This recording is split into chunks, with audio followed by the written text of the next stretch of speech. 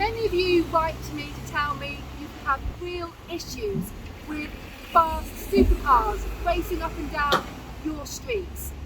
I'm delighted that Grant Shapps, the Transport Secretary, has announced a pilot to expand the number of acoustic cameras being used to find these drivers. It's worked really well in places like Sloane Street in Chelsea. So if you are plagued by these fast supercars, please let me know. Write to me in Parliament or email me at nickie.aiken.mp@parliament.uk. I will put your street on our list and write to Grant Shapps asking him to consider those streets for the pilot.